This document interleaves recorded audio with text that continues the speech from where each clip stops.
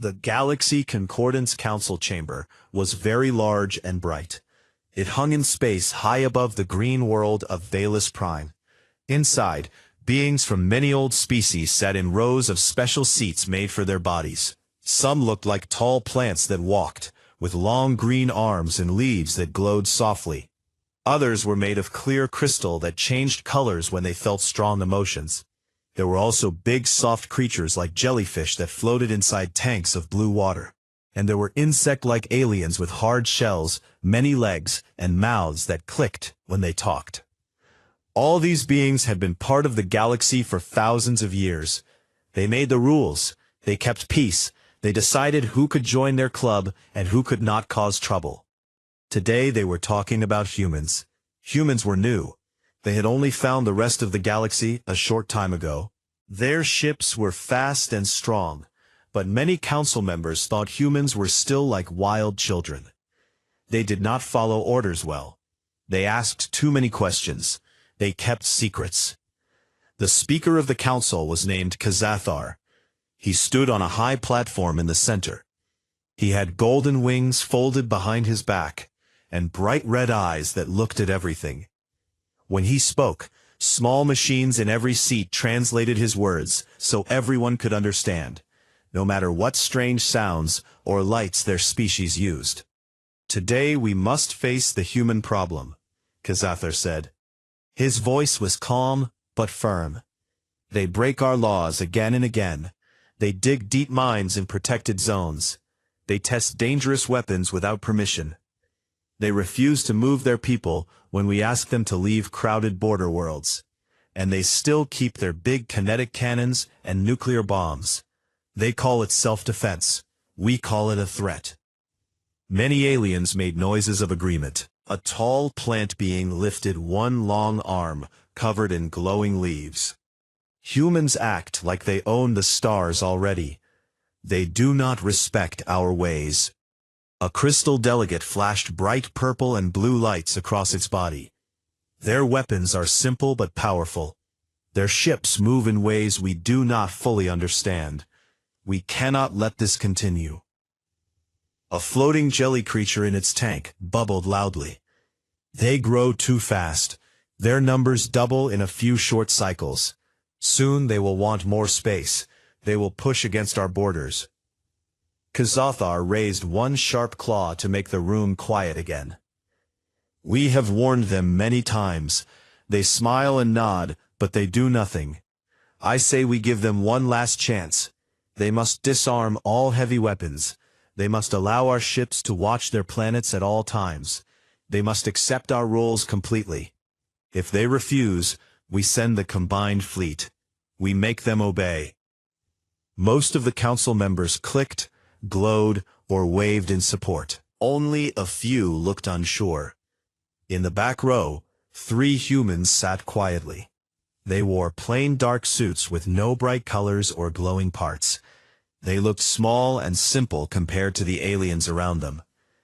The woman in the middle was Ambassador Elena Voss. She had short brown hair and steady gray eyes.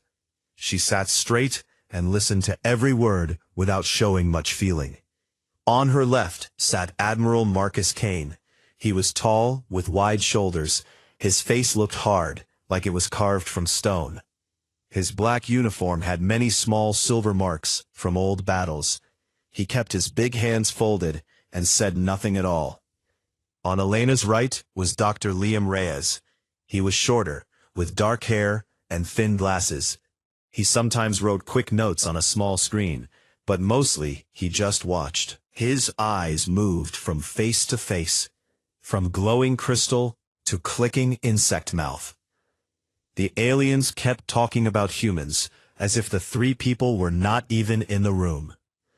They still fight wars on their own small planet, one delegate said. How can we trust them with peace? They hide things, another added. They do not share their best technology. They are too proud, a third said. They think they are special. Kazathar looked toward the humans. Ambassador Voss, do you wish to speak? Elena stood up slowly. The big chamber became quiet. Every eye turned to her. Speaker Kazathar, she said in a clear, calm voice. We thank you for this chance to listen. We have heard your worries. We understand you want order and safety for everyone. She stopped for a second. But we cannot agree to what you ask. Earth is our home. Our colonies are our homes. We worked hard to build them.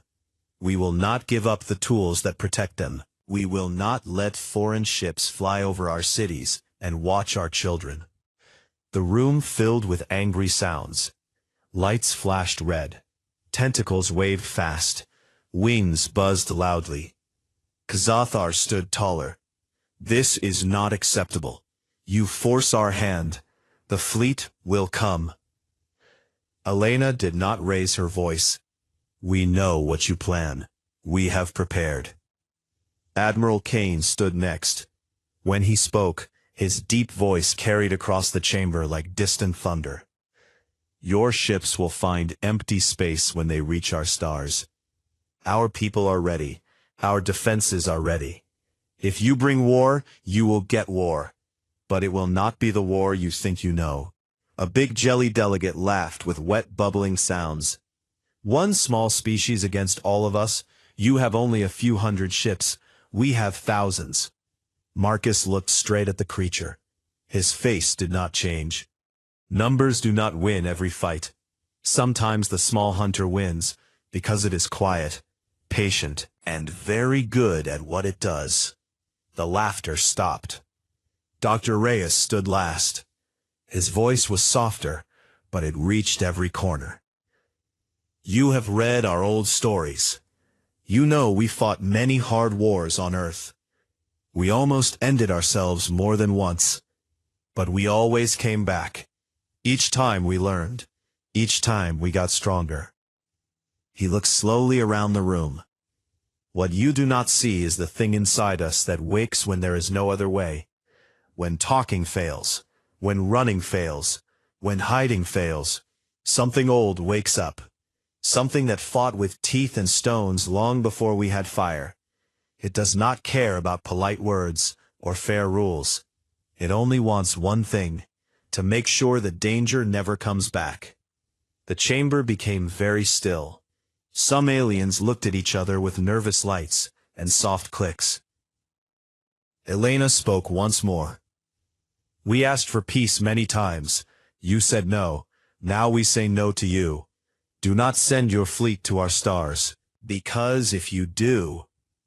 She let the words hang heavy in the air. You will learn what happens when humans have no choice left. The three humans turned and walked out through the wide doors. No one stopped them. No one laughed. The aliens sat in silence and watched them go. Outside the chamber, in the cold light of the stars, the humans walked side by side. Elena looked at Marcus and Liam. It begins now, she said quietly. Marcus nodded once. Liam pushed his glasses up. And somewhere deep inside each of them, something old and patient waited. 23 hours passed after the humans left the chamber. The council members spent that time in small groups. They talked in low voices. Some laughed and said the humans were only bluffing. Others looked worried and checked their screens again and again for news from their home worlds. No one slept much. Kazathar stayed on his high platform. He reviewed reports from scout ships near human space. Everything looked normal. Human ships moved in their usual patterns. Factories on their colony worlds kept working. No big fleets gathered. No signs of panic. Kazathar felt sure the humans would come back soon with apologies and promises. Then the doors opened without warning. The three humans walked in again. Ambassador Elena Voss led. Admiral Marcus Kane followed close behind. Dr. Liam Reyes came last, carrying a small black case. They did not ask for permission. They simply walked to the center of the big room. Every alien stopped talking. Lights dimmed a little as many beings turned their attention to the small group of humans. Elena stopped in front of Kazathar's platform. She looked up at the tall insectoid speaker. "We have come to give our final answer," she said in a clear voice. Kazather clipped his mandibles. "You were given time to think. Have you decided to accept our terms?" "No," Elena said simply. Murmurs spread through the seats like wind through leaves. Elena raised one hand. A small device on her wrist glowed. A large hologram appeared in the air above the center of the chamber. Everyone could see it clearly. The first image showed Earth from space. Cities looked busy but calm. Then the view zoomed in. People moved fast in the streets. Trucks carried heavy loads. Factories worked day and night. New ships rose from shipyards faster than anyone thought possible. In one place, thousands of civilians stood in a huge open field. They moved together in perfect lines, shouting short words in rhythm. Their faces looked focused, not afraid. Another image appeared. It showed a stadium full of people. They wore simple clothes. Many had paint on their faces, red lines, black marks. They jumped and shouted together. It looked like an old ritual from Earth's past. Drums beat loud and fast. The sound filled the chamber. The hologram changed again. Now it showed deep underground bunkers. Rows of machines worked without stopping. Bright lights showed people checking weapons, loading boxes, training in groups. Children were not there. Only adults moved with purpose. Kazathar tilted his head. "This is preparation?" "Yes," Admiral Kane said. He stepped forward. His voice was low and steady. "We declined your ultimatum. We will not disarm. We will not let your ships watch our homes. And we will not wait for your fleet to come." A crystal delegate flashed angry red lights. "You think you can fight us all? You are few. We are many." Kane looked at the crystal being without blinking. "We know the numbers. We counted them long ago. But this is not about numbers anymore." He pointed at the hologram. It now showed empty space near one of the human border worlds. Then, suddenly, a human warship appeared from nowhere. It fired once, a bright kinetic slug that punched straight through an empty asteroid. The ship vanished again before any sensor could lock on. "That was one test," Kane said. "We have thousands more ready." The room grew colder. Some aliens shifted in their seats. Dr. Reyes opened his black case. He took out a small crystal and placed it on a stand. The hologram changed once more. This time it showed close-up images of human faces, men and women of different colors and ages. Some looked young, some looked old, but all had the same look in their eyes. Something hard. Something that did not look away. "These are our people," Reyes said quietly. "They are not soldiers only. Many are teachers, farmers, doctors, parents. But every one of them knows what comes next if we lose. They know the stories of our past. They know what happens when there is no more talking." He paused. "You read our history. You know we fought each other for thousands of years. We used stones, then spears, then guns, then bombs that could burn whole cities. Each time we got better at killing, but we also got better at surviving. We learned to hide, to wait, to strike when no one expects it." A jelly being bubbled loudly. "You threaten us with your savage past. How primitive." Rhea smiled a little. It was not a happy smile. "Not threaten, warn. You asked for compliance. We give you truth instead. If your fleet comes to our stars, you will not find armies waiting in neat lines. You will find shadows. You will find traps. You will find people who fight with everything they have. Teeth, hands, minds, machines, and they will not stop until the threat is gone."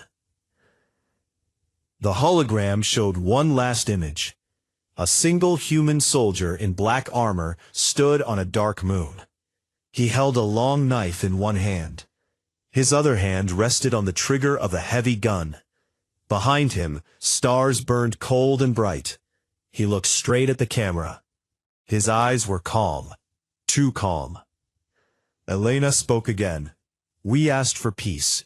You said our weapons were the problem, so we kept them ready. Now we say this clearly. Do not come to Saul. Do not send your ships near our worlds. Do not test what happens when humans decide there is nothing left to lose. Khazathar's wings buzzed with anger. You dare give us orders? In our own chamber? We give you facts, Elena answered. The choice is yours. The humans turned to leave. Before they reached the doors, a tall plant being stood up. Its leaves shook. You think fear will stop us? We have lived longer than your species has walked upright. Marcus Kane stopped. He looked back over his shoulder. Fear is not what we want from you, he said. We want you to leave us alone. If you choose war instead, then you will meet the part of us that has always been there. The part that hunted in the dark. The part that survived ice ages and plagues and wars that should have ended us. The part that does not forgive. The part that does not forget. He looked around the silent chamber, and that part wakes up very fast. The doors closed behind the three humans. For a long moment, no one spoke. Then Khazathar raised his claw. Send the order. Mobilize the armada. We will show these primitives what real power looks like. Some looked less sure. Outside the chamber, in the quiet corridor, Elena, Marcus, and Liam walked side by side. Elena looked at Marcus. They will come. Yes, he said. Liam adjusted his glasses, and when they do, they will see. None of them smiled. Far away, in the dark between stars, hidden human ships waited, silent, patient, ready. And on Earth, in every city and village, people finished their last preparations. They kissed their children goodbye. They locked their doors. They picked up their weapons, not with anger, not with hate, with something colder, with something older, with the calm knowing that comes when there is no way back. The galaxy had pushed humanity into a corner, and now the corner was empty. The first alarm came at dawn on Valus Prime's orbital cycle. A scout ship named Light of Dawn sent a short message back to the council station. Sol system empty. Then the signal died. Khazathar stared at the blank screen in the command room. Around him, officers from many species moved fast. They checked sensors again and again. Nothing. No Earth, no Mars, no crowded asteroid belt full of human mines and factories. Just black space. The stars looked the same, but the planets were gone. How is this possible? A crystal delegate asked. Its body flashed bright yellow in panic. A whole system cannot vanish. No one answered. They had no words for it. Khazathar ordered more ships. Fast scouts raced toward human space. They arrived at the edges of what used to be Sol. Their reports came back the same. Empty. No gravity waves from missing planets. No explosion marks. No radiation. Nothing. It was like the humans had never been there. The council chamber filled again. Delegates argued loudly. Some said the humans destroyed themselves in one big blast. Others said they used secret technology to move their whole system somewhere else. A few whispered that maybe the humans had tricked everyone with holograms all along. Khazathar raised his claw for silence. We must act now. The armada is ready. 900 ships, 30 species. We go to their last known colony at Proxima Centauri. We find them. We end this. The vote was quick.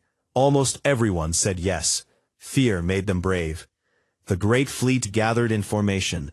Huge ships with glowing engines moved together like a school of fish. They jumped through hyperspace in perfect lines. When they came out near Proxima, they found the system quiet.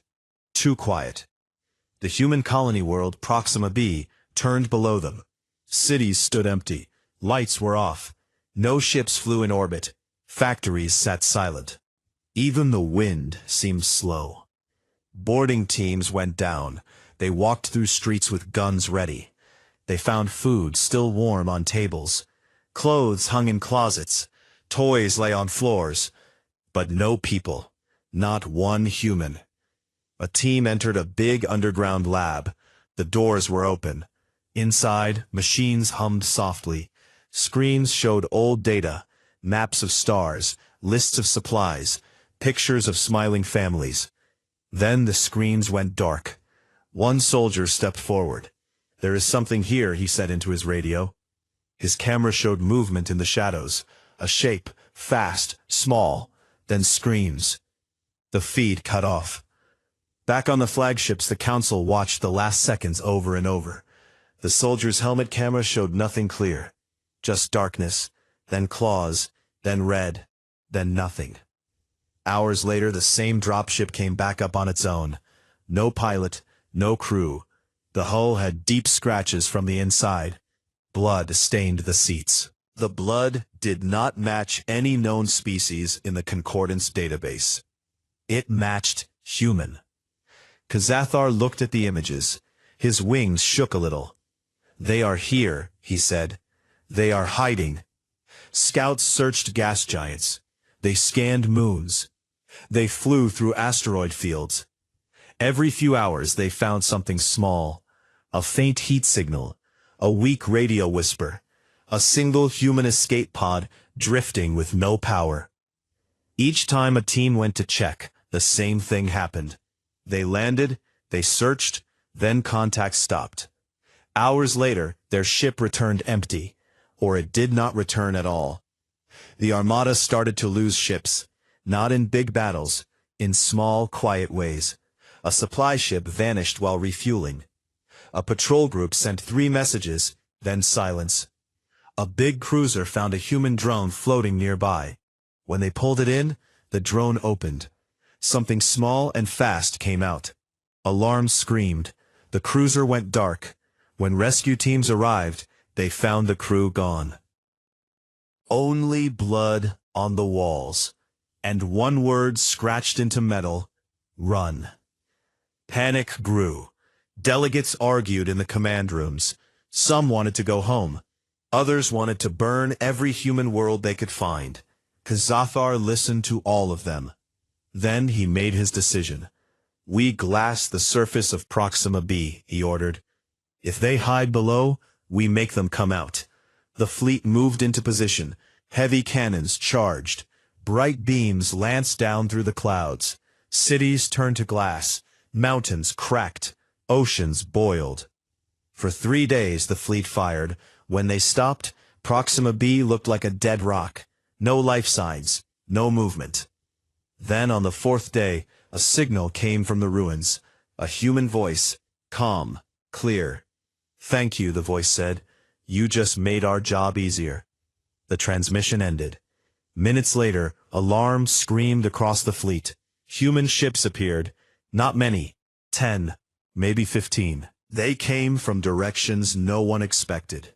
Inside gas giant rings, behind moons, even from inside the star's corona where no ship should survive. They did not attack in formation. They struck fast. One human ship appeared next to a supply tanker, fired once, vanished. The tanker broke apart in silence. Another human ship dropped close to a battlecruiser. Small pods shot out. They stuck to the hull like insects. Seconds later, explosions ripped through the cruiser's engines. The big ship spun slowly, dead. Boarding reports came in fast. Human teams moved through corridors. They wore black armor. They carried short blades and guns that spat metal fast. They did not shout. They did not waste shots. They killed quickly. Then they moved on. One camera caught a single human. He was wounded. Blood ran down his arm. 3 tall Trollocs warriors cornered him. They raised their energy spears. The human laughed, short, cold, faster than anyone thought possible. He grabbed one spear, twisted, broke the warrior's arm. He drove his knife into another's neck. The 3rd warrior fired. The shot missed. The human jumped. His hands closed around the warrior's throat. Bones cracked. The warrior fell. The human stood over the bodies. He looked at the camera. He smiled once. Then he walked away. The council watched that clip many times. No one laughed anymore. Kazathar sat alone in his private room. He looked at the growing list of lost ships, more than 100 now, and still no big battle, no grand human fleet, just attacks, small, sharp, endless. He finally spoke to his closest advisors. "They are not fighting to win territory," he said slowly. "They are hunting us." One advisor, a soft jelly being, bubbled weakly. "What do we do?" Kazathar stared at the stars outside. "We keep searching, we keep dying, or we go home and hope they forget us." But deep inside, he knew the truth. The humans had not vanished to hide. They had vanished to spread. Everywhere. In the dark places. In the cold places. Waiting. And when the council ships came close, the humans came out. Silent. Patient.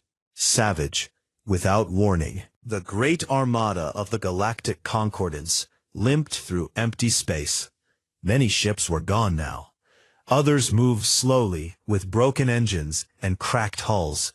The once proud fleet looked tired and thin. Over 900 ships had started the hunt.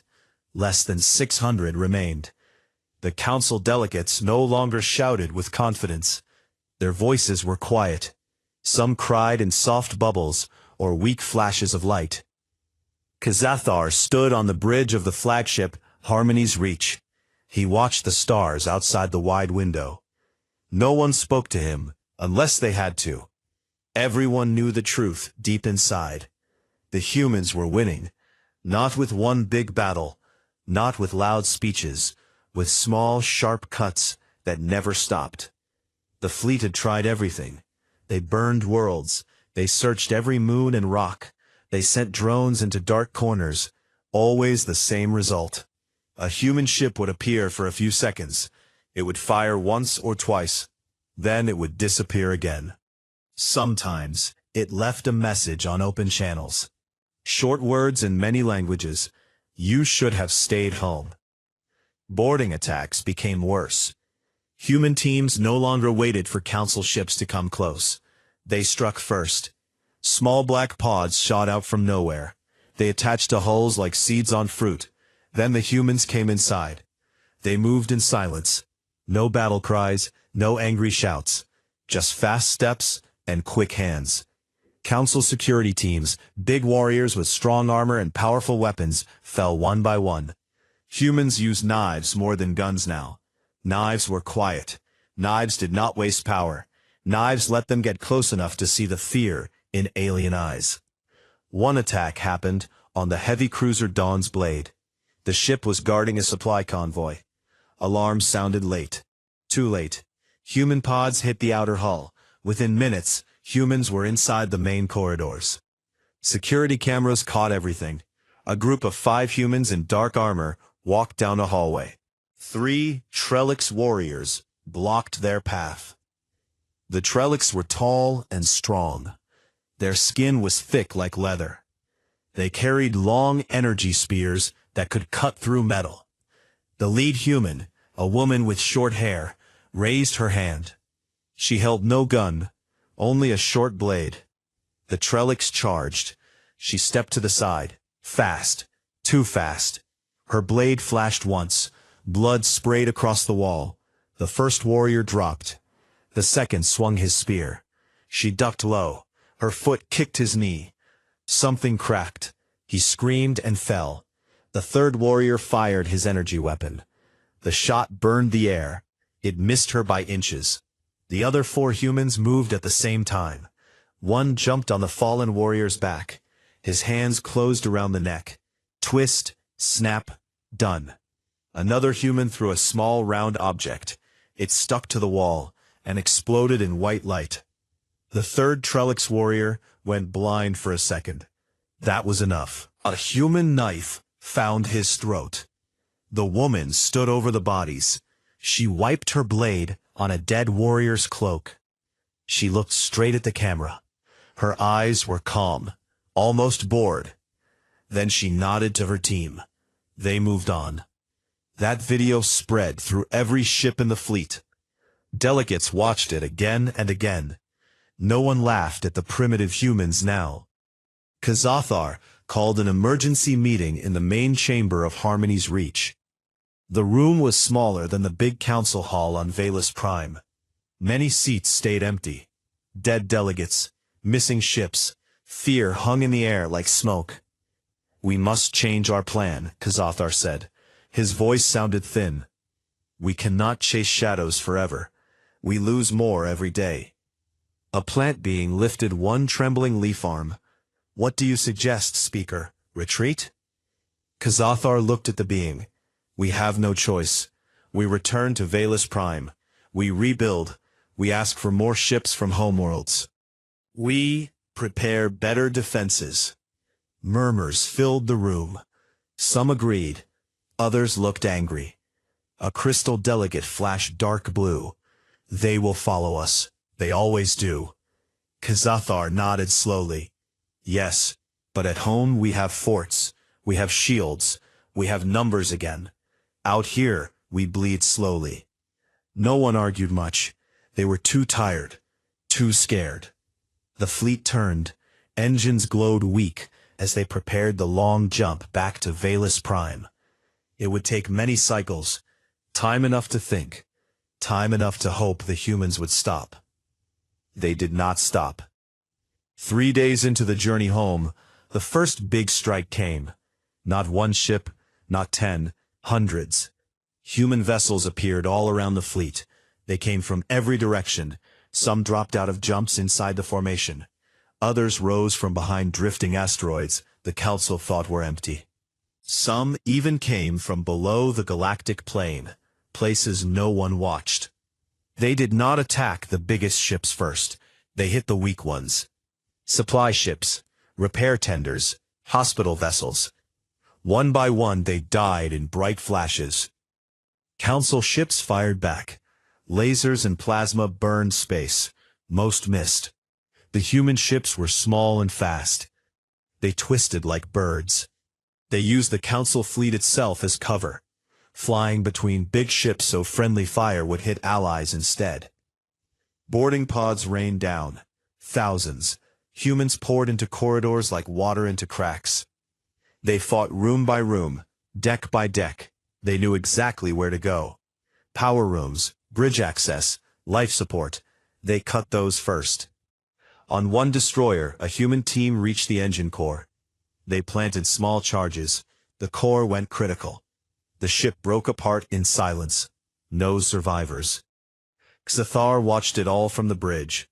His claws clicked fast against the console. "How do they know our plans?" he asked no one. An officer answered quietly. "They listen, they wait, they learn." The attacks went on for hours. The fleet tried to form a tight ball for protection. It did not help. Humans slipped through gaps. They appeared inside the ball. They killed. They left. When the last human ship vanished, the armada was broken. Less than 300 ships left. Many drifted without power. Others burned slowly. Kazathar sat in his chair. His wings hung low. He looked old. A message came through on open channels. A human voice. Female. Calm. "This is Ambassador Elena Voss. You wanted to teach us a lesson. We learned it. Now we teach you one. Go home. Stay home. Do not come back to our stars. Next time we will not leave anyone alive to carry the message." The channel closed.